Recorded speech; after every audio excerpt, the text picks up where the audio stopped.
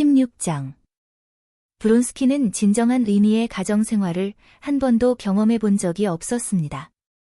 그의 어머니는 젊은 시절 사교계의 화려한 여왕이었으며 결혼 생활 중에는 물론이고 남편이 죽은 뒤에는 온 사교계가 다 아는 수많은 연문을 뿌리고 다녔습니다. 아버지는 거의 기억조차 나지 않았고 그는 귀족 자제들을 위한 근위 사관학교에서 교육을 받았습니다.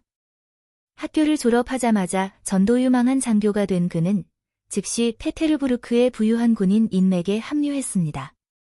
비록 페테르부르크 사교계에 어느 정도 발을 들이긴 했으나 지금까지 그의 연애 사건들은 언제나 사교계 밖의 여자들과의 일이었습니다. 페테르부르크에서의 호사스럽고 거친 생활 뒤에 찾아온 모스크바에서 그는 처음으로 자신과 같은 신분이며 자신을 아껴주는 티 없이 맑고 순수한 소녀와의 친밀함이 주는 매력을 느꼈습니다. PT와의 관계가 어떤 해가 될 수 있다는 생각은 그의 머릿속에 추호도 들어있지 않았습니다. 무도회에서 그는 주로 그녀하고만 춤을 추었고 그녀의 집에는 단골 손님이 되었습니다.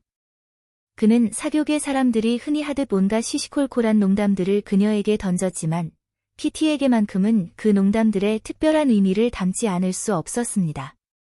비록 남들 앞에서도 다 할 수 있는 말들만 했을 뿐이지만 그는 그녀가 점점 더 자신에게 의지하게 된다는 것을 느꼈습니다. 그리고 그것을 느낄수록 기분이 좋아졌고 그녀를 향한 그의 감정은 더욱 애틋해졌습니다.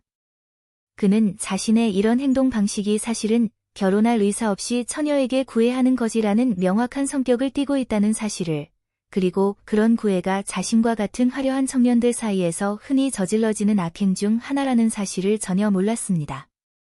그는 그저 자신이 이런 즐거움을 처음 발견한 사람이라도 된 양, 그 발견을 만끽하고 있었습니다.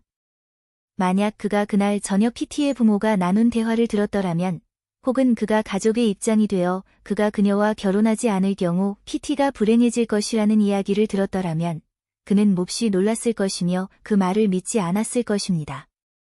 자신과 그녀에게 이토록 크고 섬세한 즐거움을 주는 일이 잘못된 것일 수 있다는 사실을 그는 믿을 수 없었습니다. 하물며 자신이 결혼을 해야 한다는 사실은 더더욱 믿기 힘들었을 것입니다.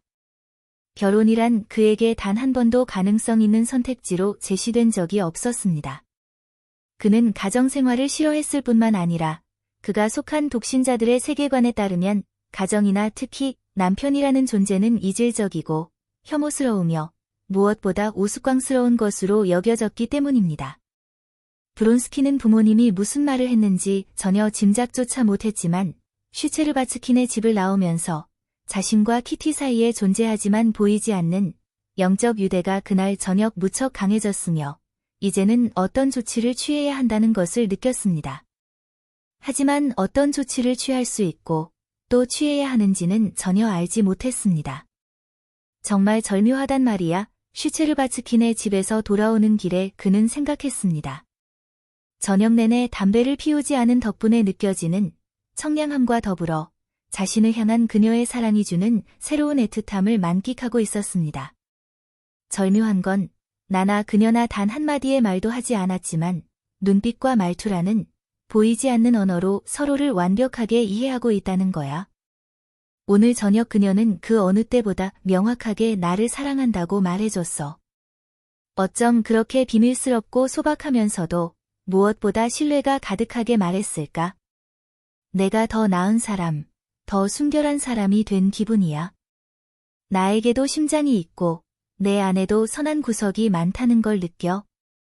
그 사랑스러운 눈동자. 그녀가 정말 그래요? 라고 말했을 때 말이야. 뭐, 그래서 어쨌단 건가? 오, 아무 일도 아니지.